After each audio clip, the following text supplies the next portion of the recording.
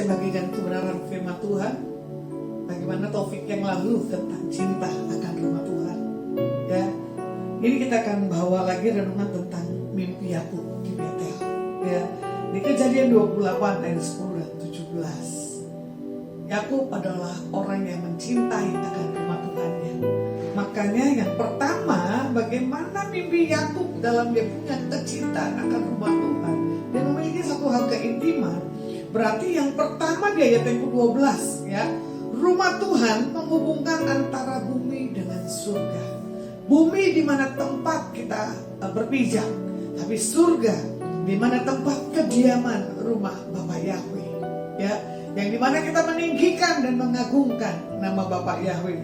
Nah, artinya di sini kita adalah terhubung dengan suara kerinduan antara kita dengan Tuhan. Ya, Tuhan juga rindu. Ada satu hal, kehubungan kalau bisa dengan umatnya dengan konsisten, ya, tanpa melihat keadaan apapun juga.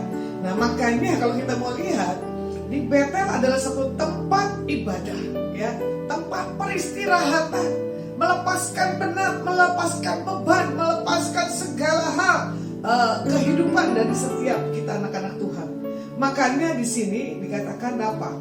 Hanya dengan duduk diam di rumah kediaman Tuhan, kita akan mendengar apa yang nanti Tuhan akan bicara dalam setiap kita. Contoh ya, bagaimana Tuhan kirim malaikat-malaikat yang membawa satu pesan, yang membawa satu kerinduan dan kehausan akan Tuhan.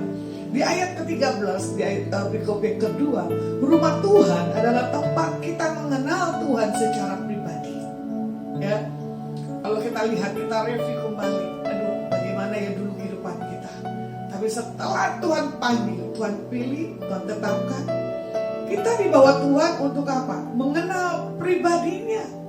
Karena orang yang mengenal pribadinya adalah orang yang mempunyai satu hubungan akan cinta akan rumah Tuhan. Mengasingkan diri mencari Tuhan pagi, siang, dan malam. Nah, di sini baru Tuhan menyatakan apa yang menjadi isinya.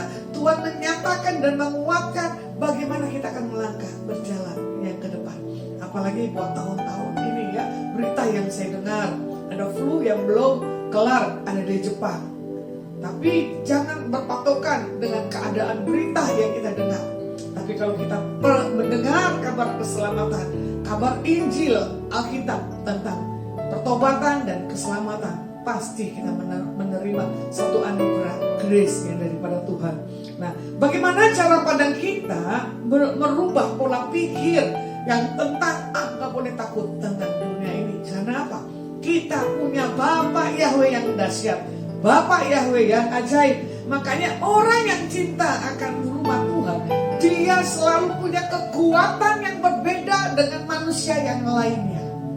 Bagaimana kisah Mesak dan Abednego, ya? Karena dia memiliki satu hal, cinta akan Tuhan, ya, di tempat yang nggak layak. Contohnya harusnya kan hangus, tapi tidak hangus. Karena apa?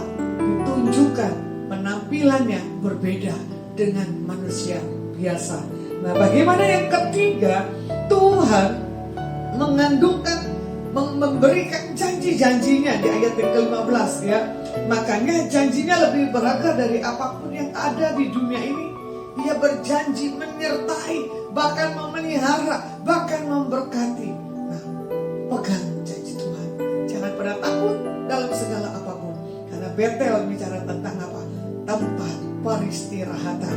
Kita meminta hikmat, kita meminta tuntunan, kita menerima satu hal, pengwahyuan yang daripada Tuhan.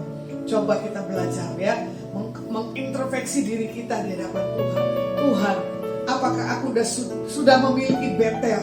Apakah aku sudah mempunyai satu tempat kediaman untuk aku mencari Engkau pagi, siang, dan malam? Biarlah firman saya simpulkan pada hari ini, biar kita memiliki satu hal, semangat roh yang kuat daripada Tuhan.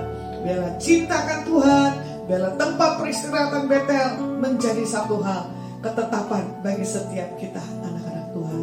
See you, bless you.